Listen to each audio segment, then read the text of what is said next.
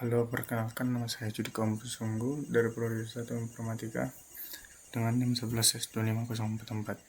Di sini saya akan mempresentasikan simulasi Monte Carlo untuk mengestimasi durasi pembangunan gedung PT di ITEDAL. Tujuan dari simulasi ini adalah untuk memahami ketidakpastian dalam proyek konstruksi serta menghitung probabilitas proyek selesai tepat waktu berdasarkan berbagai risiko yang mungkin terjadi. Pertama itu konsep dasar. Dalam dunia nyata, durasi proyek tidak selalu pasti.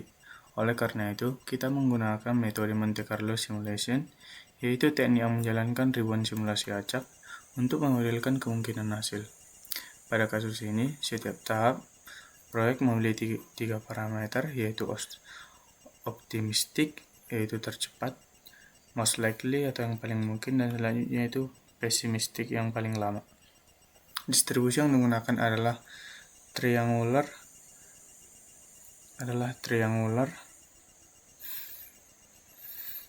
distribution karena cocok untuk estimasi proyek. Selain itu, kita menambahkan risk faktor seperti keterlambatan izin, cuaca buruk, dan juga adanya keterlambatan material.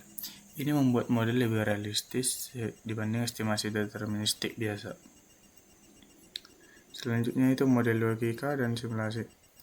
Proyek ini dibagi menjadi beberapa tahapan utama, yaitu persiapan perizinan, pekerjaan tanah dan fondasi, struktur utama, instalasi MEP, finishing interior, pengujian, dan serah terima.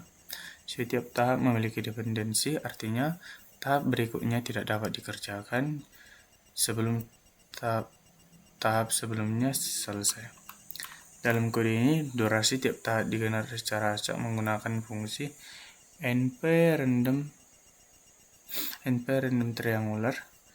Risiko ditambahkan dengan dua cara, yaitu discrete 20%, kemungkinan delay, dan continue variasi produktivitas. Kemudian sistem menghitung waktu mulai tiap tahap, waktu selesai tiap tahap, dan juga total durasi proyek. Selanjutnya itu implementasi aplikasi. Aplikasi ini dibuat menggunakan Streamlit untuk tampilan interaktif. Fitur utamanya itu slider untuk jumlah simulasi, visualisasi menggunakan Plotly, analisis statistik otomatis. Ketika tombol jalankan simulasi ditekan, sistem menjalankan ribuan skenario proyek, lalu menampilkan hasil distribusi durasi. Selanjutnya itu hasil simulasi. Dari hasil simulasi, kita mendapatkan statistik utama, yaitu rata-rata durasi proyek, median, dan juga interval kepercayaan 80% dan 95%. Artinya kita tidak hanya tahu angka, tapi rentan kemungkinan durasi proyek. Grafik distribusi menunjukkan sebagian besar proyek selesai di sekitar nilai tengah, tetapi ada kemungkinan keterlambatan signifikan. Selanjutnya itu analisa deadline, yang dimana di sini kita menguji apakah deadline realistis. Contohnya adalah jika target proyek adalah 20 bulan, maka sistem menghitung probabilitas proyek selesai sebelum 20 bulan. Interpretasinya yaitu jika probabilitas lebih besar dari 80%, maka target realistis. Tetapi jika lebih kecil dari 80%, risiko tinggi keterlambatan. Ini sangat penting dalam manajemen proyek karena membantu pengambilan keputusan. Selanjutnya itu analisis critical path. Grafik kedua menunjukkan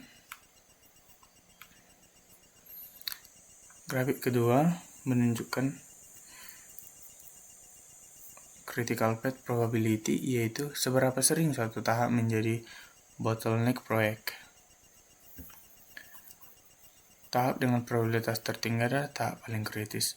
Biasanya dalam hasil simulasi, yaitu struktur utama dan juga instalasi MEP menjadi faktor dominan keterlambatan. Selanjutnya itu analisis per tahap. Boxplot menunjukkan variasi durasi tiap tahap. Dari sini kita bisa melihat tahap mana yang paling tidak stabil, tahap mana yang paling berisiko, dan juga tahapan dengan spread besar adalah ketidakpastian tinggi. Selanjutnya itu analisa lanjutan.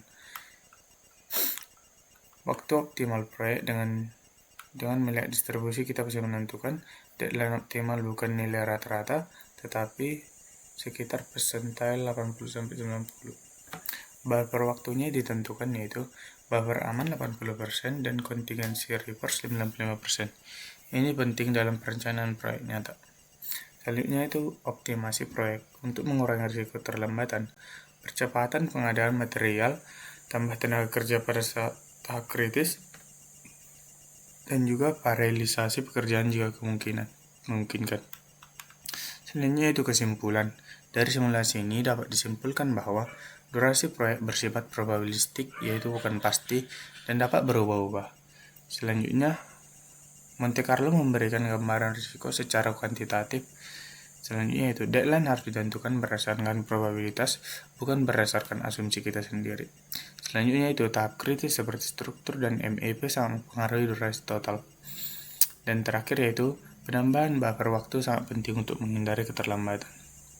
Dengan pendekatan ini, manajer proyek dapat membuat keputusan yang lebih akurat dan berbasis data, sehingga dapat menghindarkan kita dari kesalahan-kesalahan yang mungkin di kehidupan nyata saat menjalankan kegiatan tersebut tanpa melakukan simulasi. Sekian yang dapat saya jelaskan. Terima kasih.